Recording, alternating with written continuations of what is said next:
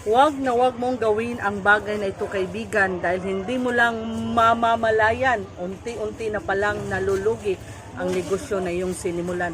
Kaya dapat malaman mo ang bagay na ito at kung ginagawa mo ito, dapat itigil mo nang gawin. Hello mga kaibigan, magandang hapon sa ating lahat. Actually, malapit ng gumabi, no? Mga lagpas na po 5 p.m.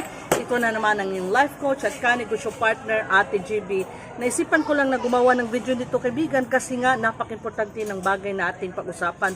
Ito ay bagay na talagang magpapalugi sa iyong negosyo. Maraming mga bagay, kaibigan, ang siyang nagiging dahilan kung bakit nalulugi ang ating sari-sari store business. Isa na rito, kaibigan, ay ang ating pag-usapan ngayon. Alam naman natin, most of us gusto talaga yung mga promo items. Ayan, yung mga 5 plus 1, 10 plus 1, o diba? Masaya tayo, kaibigan. Ako nga, pagpunta ko sa big supermarket, inuuna ko talagang puntahan yung mga promo aisle section. Kasi nandoon yung mga promo products. Ayan, maraming pa free, no? Sometimes buy one, take one pa. Pero paalala lang, kaibigan, pag ang isang produkto ay hindi naman talaga papatok, alam mo na hindi fast moving sa iyong tindahan, ay huwag mo nang bilhin. Maliban na lang kung ikaw yung gagamit. Ayan, tayo kasi, kaibigan, pag sale, love talaga natin. Kahit hindi importante, kasi naka-sale, kasi naka-promo, binibili natin. Ayan, so ako, kaibigan, ipapakita ko lang sa inyo. Actually, nag-order ako sa isa sa mga online, no, supermarket, no, and then na-deliver na dito few days back. Ngayon ko lang nagawa ng video. At kaibigan, nagkamali yung aking ahente. Nag-order ako there, friends, pero marami. Grabe ang grabe ang na-deliver dito sa akin, no. At alam nyo ba ang ginawa ko, no? Take note, kaibigan, na ang item na ito pala ay naka-promo. So may plus siya. Kung sa iba pa ito nangyari, siguro they will grab the opportunity. Naka-promo. So dagdag kita natin, dagdag profit. Pero ako kasi, kaibigan, alam ko kasi ang isang produkto katulad dito hindi talaga fast moving sa akin tindahan. Kaya naman, kahit pa naka-promo, kahit pa masasabi ng karamihan sa atin no, na, "Uy, Ate GB, kunin mo na kasi nga naka-promo, dagdag kita na rin yan." Kaibigan, kung hindi naman talaga fast moving at hindi ko rin gagamitin, baka mabuta lang ako ng expiration date. So, okay na hindi ko mag-grab yung promo na yan, kaibigan. Ang importante sa akin, hindi malulugi yung aking negosyo. Some of us, kaibigan, no, i-grab talaga yung mga promo items, no. Ito, kaibigan, alam ko, paki-comment nga, no, kung relate ka ba. Pag tayo kasi love talaga yung natin mga promo items. Pag nakakita tayo ng mga buy one take one, buy two take one, ano pa ba? Kadalasan buy 10 plus 1. Kadalasan yun, kaibigan, nakikita natin buy 10. Masaya talaga tayo kasi maisip natin, uy, dagdag kita. Pero, kaibigan, naisip mo rin ba kung papatok ba yan, kung mabinta ba yan, kung fast moving ba yung produkto yan sa tindahan mo?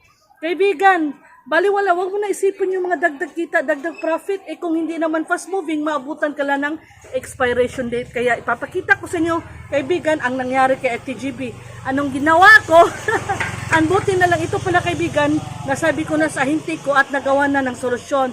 Kinuha na ni ahente yung sobra, no, at then binalik sa akin yung pera. So mabait rin si ahente, kaibigan, no. Ayan, kaya dapat mag-check rin tayo sa mga resibo natin, mag-check tayo sa ating produkto para iwas lugi. Ngayon, ipapakita ko na po sa inyo ang nangyari. Sana makatulong po ito sa inyo ng malaki. Lagi nating isipin, kaibigan, hindi balit mawala sa atin yung mga extra kita na yan, extra profit na yan. Kung in the long run, kaibigan, hindi naman malugi yung ating tindahan.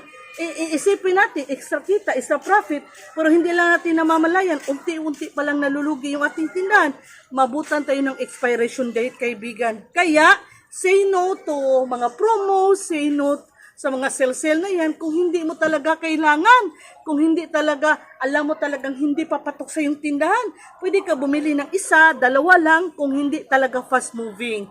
Ayun. At kahit naka-sale pa, kaibigan, again, kahit naka-sale pa, kahit buy one take one, kung hindi mo gagamitin at hindi rin mabili sa yung tindahan, huwag mo na lang bilhin, kaibigan. Sayang yung pera mo. Hindi mo lang namamalayan. Pag palagi mo itong ginagawa, palagi ito nangyayari, ay sure talaga, kaibigan, unting-unting mauubos yung perang kapital mo. Much worse, ang sakit, unting-unting mawawala ang negosyong pinaghirapan mong itayo. Sayang yung perang inipon mo para lang matayo ang iyong negosyo. Sayang kaibigan, kaya dapat gamitin natin yung ating isip. No, nang mabuti. Yung iniisip natin, oh wow, ngayon lang. Wow, buy one take one. Wow, I will grab this kasi nga buy one take one. So, times 2. Times 2. Ayan, kikita ko ng times 2. Wow, sana all. Naisip mo ba kaibigan kung mabili yan? May bibili kaya yan? Oh, no? Kung palagi ikaw na lang gagamit sa iyong mga paninda kasi walang bumibili, baka malugi ang negosyo mo. Hindi lang baka, talagang malulugi ang negosyo mo. Pag palagi na lang ikaw ang gagamit sa iyong paninda. O, di ba? Kaya talagang isipin natin mabuti yung isang bagay bago natin gawin. Isipin natin yung mga bagay-bagay na dumarating bago natin i-grab kung talaga bang makakatulong ito sa atin. Ngayon ipapakita ko na sa inyo ang nangyari kaibigan. And thank you so much God na solusyonan po ito. So masaya ako. And shoutout sa aking ahinti. Thank you so much na ang bait ni Nick. Okay, ngayon kaibigan ipapakita ko na sa inyo. And sana kung magustuhan nyo po ito at hindi ka pa nakasubscribe kay Ate GB, sana mag-subscribe ka na kay Ate GB and then paki-hit na notification bell para mapanood mo yung other videos ko na tiyak makakatulong sa ating pag-asenso. Sana kaibigan, paki-share na rin no, para mas marami pa tayong matulungan. Ayan mga kaibigan, nagkamali na naman po ang, ewan ko, ang ahinti or ang nag-deliver nito their friends, pero siguro hindi ang nag-deliver kasi nandito talaga sa resibo. Hindi po ako nag-order ng birch tree.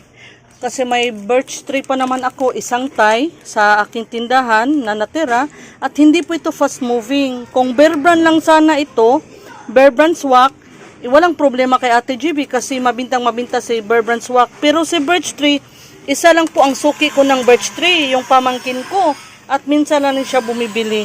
Kaya talagang kukontakin ko, mag-message ako sa ahinti kaibigan, yung nagpunta sa tindahan ko kahapon at sasabihin ko na isauli ko talaga. Hindi naman kasi ako nag-order niyan. So, matingga yung aking puhunan kaibigan at natatakot ako baka mabuta tayo ng expiration date kasi hindi talaga mabinta, no? So, siguro, aywan ko kung mayroon pa ba. Titingnan ko kaibigan, no? Ito talagang palagi kong sinasabi, maganda talaga na mag-check tayo ng resibo at mga orders natin para iwas lugi. And by the way kaibigan, don't mind my background noise ha. May construction po kasi na nagaganap sa harap na aking tindahan kaya medyo maingay po. Again kaibigan ha, sana kayo rin mag-ingat kayo ha at i-check palagi ang resibo at mga orders nyo. Ito po ay galing kay Pure Gold. Marami pa po doon sa salas namin.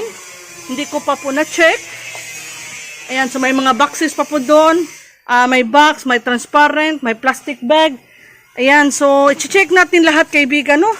Di bali nang busy tayo sometimes sa tindahan, need pa rin natin mag-check. Kahit pagod tayo, need pa rin natin mag-check. Para katulad, baka makatulad nito kaibigan, no, malugi tayo. Again, walang problema kung fast moving ang birch tree, pero hindi kasi.